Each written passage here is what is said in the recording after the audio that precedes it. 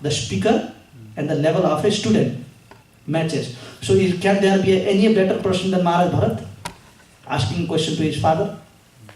And can there be anyone better than Maharaj Rishabdev? Answering the question. So therefore he says, my dear father. Now topic comes from the point when Rishabdev, he is willing to leave the kingdom and go to the forest to meditate. So the idea of his son is, my dear father, you are so elevated in your path of devotional service. You will benefit more people by being at the kingdom and educating them here than to you go in the forest and meditate there. How many people will benefit you there? Is this question valid? So that's what the question of his son is. We don't want your daddy, we don't want you to be here and work and maintain us. That's not our desire anymore. We just want you to teach people the path of Krishna consciousness. Being here, more people will benefit from you. Other will take care of it. We will not put any burden on you. I'm sure you will be happy if your children say that to you. Dad, you don't need to work anything. Just preach Krishna consciousness matter, and we will just work and we will maintain you. Don't worry. We'll give you everything that you need. So that's what Rishabdev is been said by his son. So then Rishabdev gives one analysis. He said, just as hunter does not trust the animal which is half injured. When the hunter is shooting the animal, so animal is shot, the animal is not dead, but he is injured so far. So he said, the hunter will not trust it. Then he takes the animal and ties the animal to the tree and he goes hunting for the next one. He is fearing that as soon as I go, what will happen? This animal might run away. But he's already been shot by him. How will this animal run away? But he says, because he's not dead. So in the same way, he gives example, although I may be self-controlled, Rishabdev, I have already controlled myself from the sense objects. But the thing is, the senses are not dead yet. They're still active. So if you are a little bit unattentive to it, just like Lord Krishna gives an example, Bayuna Vanivam Shashir, a boat in the water. Okay? You might be an expert boaterman rowing the boat, but for a second you think that I'm going to take a nap. Okay? The person who is rowing the boat goes to sleep, and meanwhile a wind comes. What happens to the boat? It gets swept away. Isn't it? So same way Rishabdev gives an example that, yes, I understand what you are saying, but it is not right and befitting for me to be surrounded by the sense object. Where are the sense objects? In the kingdom. He has his wife there, he has his children there, isn't it? If your grandchild, you are trying to sit down and do your chanting, and your grandson comes and sits in your lap saying, Dada, can you play with me for 5 minutes, then after you can chant, I will go. Now what are you going to say? You are going to push him or say, okay, but I am going to put my japamala here and you can sit down in my lap. Maybe it's not going to be 5 minutes, maybe it's going to be 5 years. Maybe it's going to be 10 years because attachment develop again. You see, so therefore Rishabdev will say, my dear son, I don't want to be surrounded by sense gratification. I want to go. I would go to the forest and in secluded place, under the association of the devotees who are in the forest, I want to cultivate myself. So Rishabdev goes. But before he goes, his son, he takes the complete advantage. Just like, there is a saying, that when the people are with us, we think that he will be ever with us. We really don't comprehend anyone leaving us behind. And that happened really. We all have parents, isn't it, at some point. We are still lucky to have them. And some of us we lost. If you think that you are going to have your father, ek raat tak kita ke saath, I'm going to stay with my father for one night today. Some of us, that is only a dream for us. Isn't it? But at the time we had it, we never thought that we'd ever lose it. Isn't it? I don't have my father. So the day I know him, I thought my daddy is going to be there forever. But what is lost for good. So some of us will never get any chance. So therefore, Rishabdev did not want to take any chance. He went to the forest, and his son never wanted to take any chance. He knew what his father was in the level of. So he says, my dear father, then tell me, as an instruction to your son, what is the greatest work that I can ever do in order to benefit myself? So you think his father is going to tell him anything lie now? At that point when he's just about to leave a home and never see his children again, he's going to tell him, something that is not going to be beneficial. Just try to understand the circumstance of this instruction he's giving him. And that's how we take it in our life also. It's the absolute instruction he gives him. Then he speaks this verse. He says, Mahat sevam dwara ahor vimukta, tamo dwaram yosuta sangi sanga, mahantes tasyami sita prasantat bimanye bhasuri dasadu hai. He says, service to the Mahatmas, means the great devotees of the Lord. Service to the Mahatmas opens the door of liberation. He says the key to that door is in the hand of the Mahatmas. They will open the door for you. Yes? So what is his instruction to him? So he says service to Mahatma opens the door of liberation. So therefore he says, my dear son, at any cost, serve the devotees. Mahat sevam dwara ahor vimukta. So the door of liberation opens by who? The sadhus. Then he goes second part. Mahat sevam dwara ahor vimukta. Then goes tamo dwaram yo sutta sangi sangha. He is not racist or anything. He is just teaching a principle here. He says the door of hell is opened when you either associate with woman or a man in any condition out of your restrictions, or associate with a man who is too attached to the woman also. But basically, those who are too much attached to the enjoyment begotten by the help of the skin. Those people who rely on such type of things. He says they will close the door of perfection. So therefore, Mahat sevam dwara ahor vimukta, tamo dharam yo sutta sangi sangha. Associate with the devotee. Mahantes tasyami sita prasantat. Then he says, therefore, any devotees who had very high intellectual knowledge, right from beginning they rejected everything. He is saying, now, sometimes people say, "Hey, jogi log kya jante hai?" We think that we are the knowers of everything. They log kya jante hai ghar ka baat? What do they know about family life? He never even got married. But the thing is, why do you think he never got married? Because he had a higher vision to understand this fact, right from beginning, then from very beginning. So therefore the Shastras say, the greatest thing that you can ever do in a life is insult such type of devotees. And as Rishabdev says, that is the thing that closes the door of perfection. Mahat sevam dwara ahor vimukta, tamo dharam yosuta sangi sangha. Mahantes tasyami sita prasantat. Those devotees who are prasantat. What does prasantat means? Peaceful, self-satisfied. Okay? We are not peaceful. Bhukti, mukti, siddhi, kami, sakale, asanta. Those people who have a lot of ambitions, they can never be happy. This year I need degree, next year I need job. After that $1 million, then second one. Then the third one, then a fourth one. What does Krishna says to those type of people? He says, Aneka chitta vibranta mohajala samavritam prasasta kam bhogeshu patanti narakeshu chau. They live in a dream. Aneka chitta vibranta. They are intelligent being perplexed by so many types of desires and hope. Asa pasa sataj baddha. And they take shelter of insatiable lust, he said. In that way, the entire life is dovetailed in a way that how I can collect. The demoniac mentality comes, he says, from that. What is the demoniac mentality? Krishna talks about the demoniac mentality. Let's see how much of this fits with our life. Okay? He is not really talking about anybody. He just talks about the principle here. He says the demoniac mentality is that he thinks, idam adya maya labdha. I have gained so much today. If I work hard like this, I will get more tomorrow. Idam adya maya labdha. Imam prapse marodham. Idam astidam api me. If I work hard, I will get more dhan. Now, when I am working very hard, if somebody tries to disturb me or brings obstacle, he says, aso maya hata sutra, I must destroy him then. So most of the time, does these ideas come in our mind also? So Krishna is saying these are the demonic mentality that we have. That anybody that is challenging to our self-gratification, he must be destroyed. Bhavishanti punartanam. Aso maya hata satrur.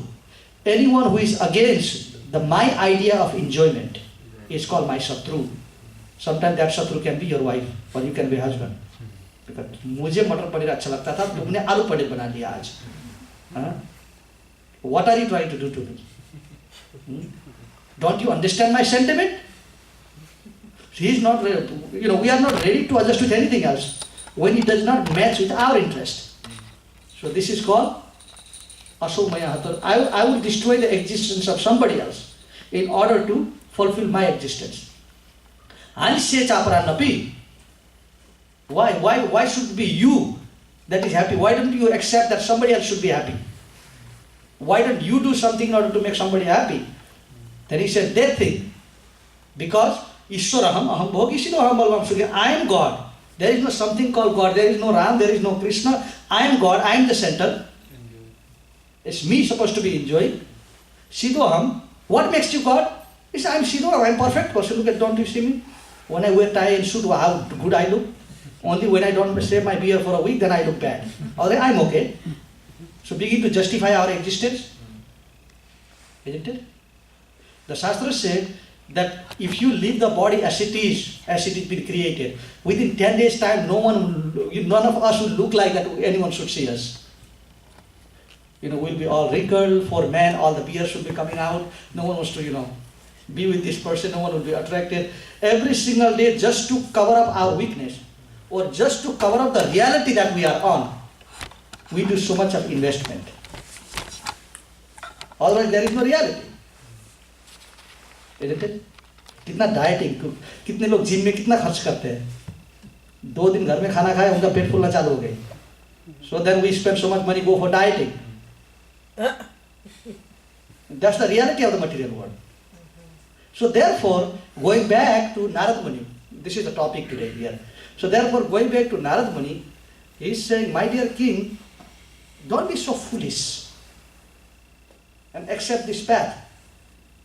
He said, your performance of sacrifice is that, now he gives an example of a deer again, goes back to the deer. He says, that is like a deer. You are trying to take the help of your intelligence in order to enjoy. But you don't know there is a hunter at the back, and there is a tiger at the front. So if you try to protect yourself from the tiger, who gets you? The hunter. And if you try to protect yourself from the hunter, who gets you? The tiger. Are you spared from any side? So therefore, if you try to run away from Krishna, who gets you? Maya. Maya gets you. If you try to enjoy the sense gratification, then you are caught by the Maya. Then if you try to run away from Maya, who gets you? Krishna gets you. Now who do you want to be caught by? Krishna. So ultimately you will want to be caught by Krishna. Somebody is going to catch you. So the choice is ours. Now he is saying in a sense gratification, he gives an example. He is saying sense gratification, one side is a kala, the time factor is going to get you. The time factor is the tiger. Okay? When the tiger tries to catch an animal, before the step when the tiger begins to run, there is a total focus. And he gets into the position of running. Okay, once I start running, what position will be the best for me? What if he goes to right? He has all the options. If the animal runs to the right, this is the direction I'm going to go through. If he goes from the left, this is the direction I'm going to go through. Because the tiger is also afraid of the hunter. And the tiger will be shot by the hunter. So the tiger is totally focused. Now the deer is focused in the grass. He is looking down. Isn't it? The tiger and the hunters are looking straight. So therefore Krishna says, Baby Sayat Vika Buddhi Eke Ha Kuru Nandana. When your mind is one-pointed intelligent, you are totally focused, you are in a safe position. But most of the time, our head is down always, sense gratification of the earthly planet. So we don't see the time. Time we call the tiger, we don't see the tiger. Isn't it? The example of a cow kanya. We fight a battle. We are fighting a battle for existence every day. We are trying to try the new method of enjoyment. Isn't it? New method of enjoyment every single day. Our life is totally busy on that method.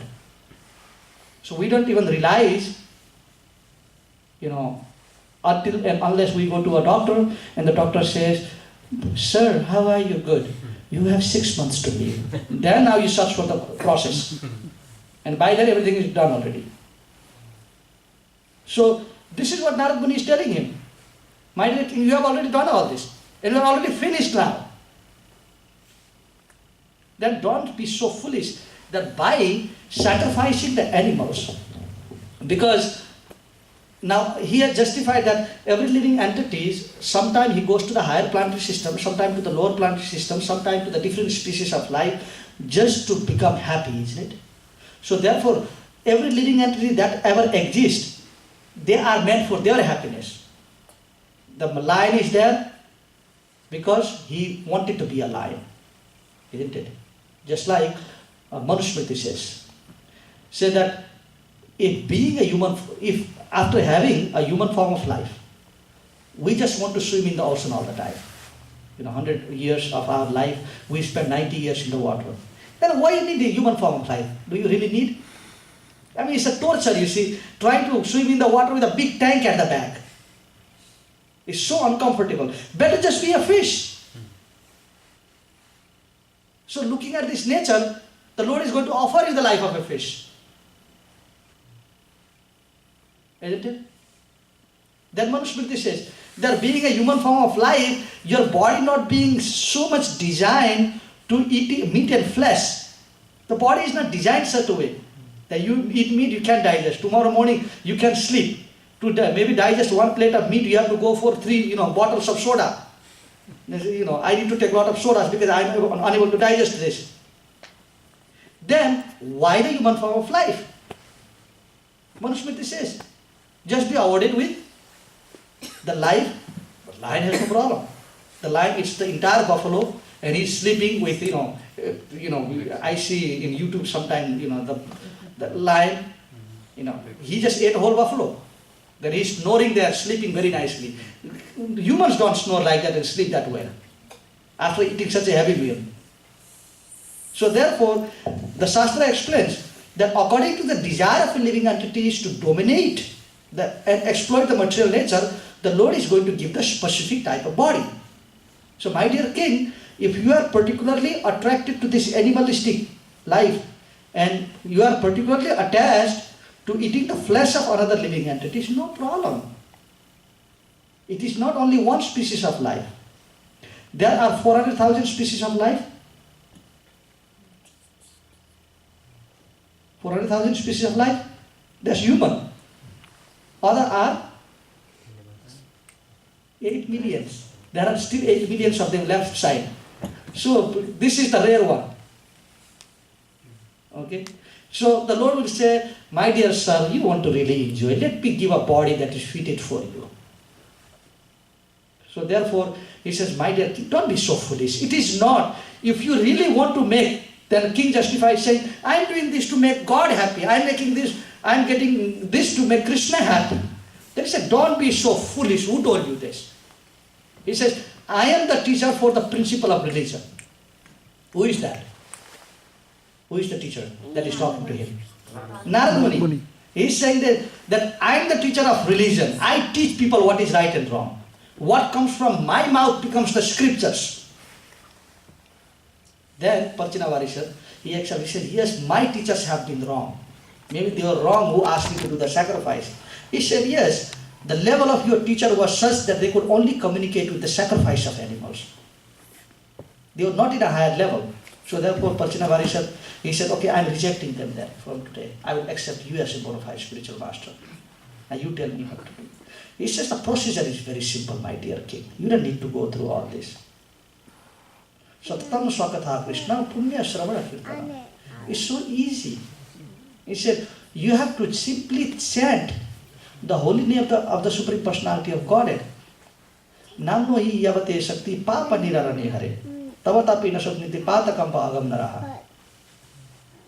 Then Chaitanya Mahaprabhu says, Prabhu kahe yanara mukhe suni ek baar, Krishna naam se puja shreshta savakar. The question is, one of the devotees asking Chaitanya Mahaprabhu, who should be worshipped, who should be respected, and who should be honored? That's what the question is. And he says, Prabhu kahe yanara mukhe suni ek baar. If you hear that somebody is chanting the holy name of Krishna just once, how many times? One mala? One mala? One full Mahamantra? No. How many times? Just one Krishna. That's Chaitanya Mahaprabhu saying. Prabhu kahe yanara mukhe suni ek baar. Krishna Nam Se Puja Shrestha Savakar. He said, if you hear somebody chanting the holy name of the Lord once with his heart, then he is the greatest of all Vaishnavas. And your duty is to serve him. So this he says to the person who chants just once. The next he says, Krishna Nam Nirantar Yanara Vadane Se Vaishnava Shrestha Bhajatanara Charane. He says, now if you find a Vaishnava who does Krishna Nam Nirantar, he is always chanting the holy name of the Lord. Se Vaishnava Shrestha Bhaja. He says, that Vaishnava is the Shrestha Vaishnava. And Tanara Charane. If you want any perfection in your life, just worship his lotus feet and everything you get it. Okay. So then Narad Muni says the process is so simple. Why do you want to entangle yourself? Most of the time we think that in order to get a big result we need something very big. This is a concept, isn't it? Other havan, if you are doing a havan, if you do 4 kilos of ghee, then you are going to get more money. If it is 1 kilo of ghee, it's a little bit less. So this is our concept. In order to get something very big, you have to do something very big. Isn't it? Just like, have you watched that movie of Anand? And there is this person that is offering an incense, a devotee who does the incense offering in the morning time and worship the deity. And he is very opulent, his house is perfect, his children are all devotees of the Lord. So somebody just seeing him going through so much, he said, yes, that guy offers 3 incense in the morning and he's so happy. Then he goes and buys the whole truck of agarbatti. Then along with the truck, he lights the agarbatti also. Then he said, that guy got so much by lighting 3 incense. Now I'm lighting a whole truck. So in that way, he lost all the investment that he did in the incense, and he also lost the truck, which is also the source of income. And he is covered. So there is no such thing that you have to do something very big in order to get a big result. Sometimes something very small can do the big thing. And the example of that is the tongue. The tongue. The Shastra says the tongue. How big is the tongue compared to the body? How big? Small. Okay. Now, you do one thing. You serve somebody for 20 years. For 20 years, give your wife whatever she wants. Whatever she wants. The word comes from her mouth. Before even it drops to the ground, just give her what she wants. For 20 years. And after giving for 20 years, just for 2 seconds, say something nasty with your tongue. No. Let's how much it can damage. Ah. Yes.